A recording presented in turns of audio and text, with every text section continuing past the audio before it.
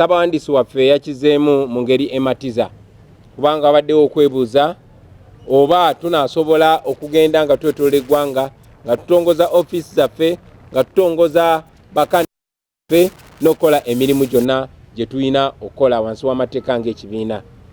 Weewaawo mwenna mumanyi nti poliisi ebadde ekikola mu bumenyi bw'amateeka okutulemesa okukola emirimu gyaffe. Naye era mumanyi nti bannaffe abalala abeesimbyewo nga mwe muli n'abavuganya aba opposition bo babadde batambula nga bakola emirimu gyabwe okwetoloola eggwanga nga bagula offices zaabwe okwetoloola eggwanga. So tumanyi nti naffe amateeka gatuwa eddembe lyerimu era tubakakasa nti tugendagenda maaso n'okweyagalira mu ddembe lyaffe eryo. Ekyo kiri eri poliisi ogenda maaso ne beerabisa nga bwe babadde nga bakola okulaga nti balina kyekubira, naye nga ffe twasimbudde tetugenda kudda mabega.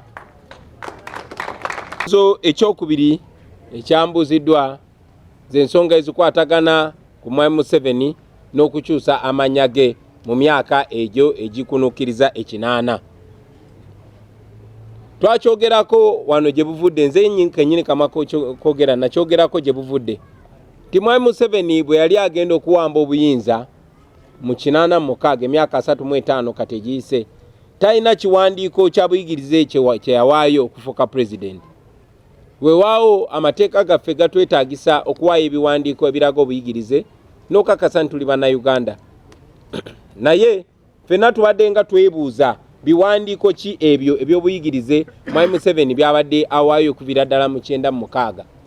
Olwaleero twafunye sigino etulaga nti ddala kituufu Mwami Yoweri Kaguta Museveni talina biwandiiko bya buyigirize biri mu mannya ago. Mwena mukimanyi nti akakiiko k'ebyokulonda kaayanguwa okuwaayo ebiwandiiko byange eby'obuyigirize, naye ate ne kajja nga kawa ebyokwekwasa bya njawulo bingi. Lwaki tebawaayo obuyigirize bwa Mwami Museveni? Olunaku lwa leero ffenna twalabye nga Mwami Museveni wakati mu panic, wakati mu butamanya kiddako, era wakati mu pressure eva mu mwe bannayuganda abantu aba bulijjo naddala abo abali ku social media nga babanja ebiwandiiko bye, yavuddeyo n'alaga nti akyusa amannya. Kye twagala okumanya nti abaffe abadde atufuga emyaka 35 yaani? Ye Yoweri Kaguta Museveni oba ye Yoweri Tibuhaburwa?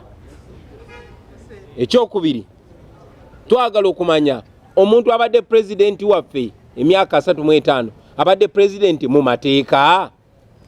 Ye abaffe kati entebe eyo agituddemu mu mateeka oba sooka giveemu kati?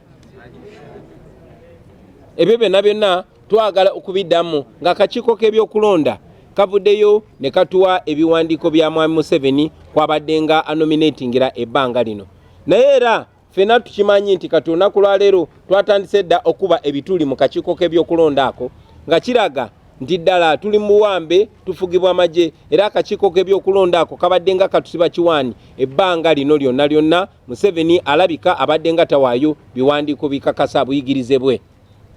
So twongera okubanja akakiiko k'ebyokulonda kubanga kiri mu mateeka okukakasa bannayuganda nti ddala omuntu atufuga tatufuga mu bumenyi bw'amateeka, omuntu atufuga ddala alina ebisaanizo eby'obuyigirize. So twongera okugatta eddoboozi lyaffe ku bannayuganda abangi ababanja ebiwandiiko eby'obuyigirize bya Mwami Museveni.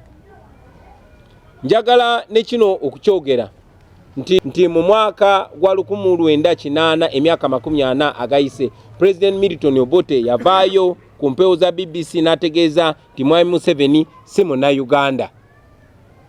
Ekyo nno kibaddeko akabuuza okumala emyaka 40 era tumusoomoza okuvaayo okukakasa bannayuganda nti ddala omuntu atukulembera munnayuganda, kubanga bannayuganda bangi balina okubuusabuusa nti omuntu tasobola kulibaga nsi bw'atyo, tasobola kunafuya nsi bw'atyo, tasobola kwonona nsi bw'atyo nga ddala munnansi. So twagala okumanya ddala Mwami Museveni tubuhaburwa n'amannya amalala ge tujja okumanya ddala munnayuganda, ddala munnansi.